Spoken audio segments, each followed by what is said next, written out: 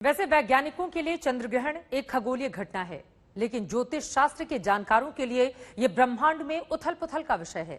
यही चंद्र ग्रहण कोरोना की विभीषिका के दौरान आया है, तो क्या इसके बाद कोरोना का कहर कम होगा या फिर बढ़ेगा?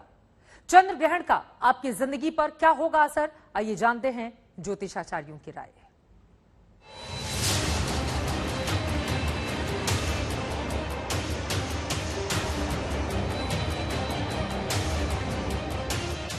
सूरज और चंद्रमा के बीच पृथ्वी का आ जाना यानी चंद्र ग्रहण। आसमान में होने वाली इस खगोलीय घटना के जिंदगी पर असर का ज्योतिषी अपने अपने तरीके से गणना कर रहे हैं। ये चंद्र ग्रहण उस वक्त हुआ है जब देश कोरोना नाम की महामारी से जूझ रहा है। ऐसे में ये चंद्र ग्रहण क्या कोरोना से मुक्ति दिलाने वाला है? वृश्चिक राशि का ये ग्रहण भारत की राशि मानी जाती है मकर, प्राचीन भारत की राशि। मैं स्वतंत्र भारत की बात नहीं कर रहा, लेकिन जो हमारे प्राचीन आचार्य थे उन्होंने भारत की जो राशि डिसाइड की थी वो थी मकर राशि।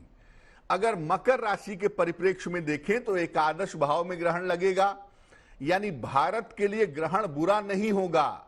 इसलिए ये ग्रहण बीमारी के लिए थोड़ी राहत ला सकता है। ज्योतिष की नजर में चंद्रमा एक प्रमुख ग्रह है। चंद्रमा के घटते बढ़ते आकार के मुताबिक उसका लोगों की कुंडलियों पर असर पड़ता है। तो क्या ये चंद्र ग्रहण भी लोगों की जिंदगी पर असर डालेगा? कुछ ज्योतिषियों का मानना है कि ये चंद्र ग्रहण बहुत उथल पुथल भी लाएगा। कुछ क्षेत्र में, बंगाल की खाड़ी में, उड़ीसा में, उस तरफ इसका प्रभाव जरूर मिलेगा आपको देखने के। ये चंद्र ग्रहण मीन राशि में नीच के चंद्रमा के ऊपर पड़ रहा है, तो हमें ये नहीं भूलना चाहिए।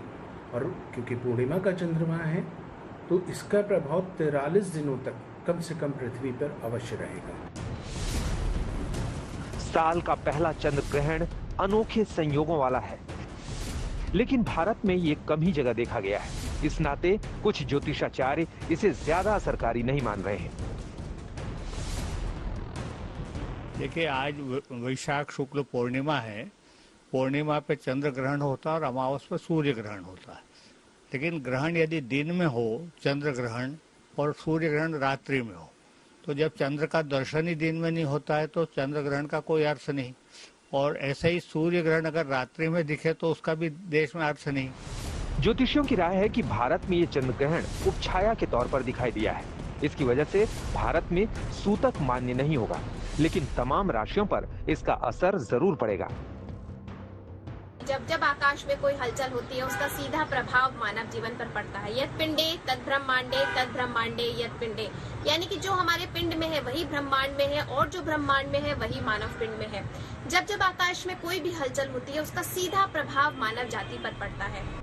ज्योतिष शास्त्र का मानना है कि हर ग्रहण अपने साथ शुभ या अशुभ संकेत लेकर आता है।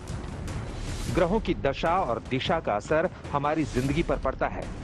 कुछ आचार्यों का मानना यह भी है कि चंद्रमा शीतलता प्रदान करने वाला ग्रह है। इस नाते वो मानव को शीतलता प्रदान करता है और अनिष्ट की आशंकाओं से भी बचाता है।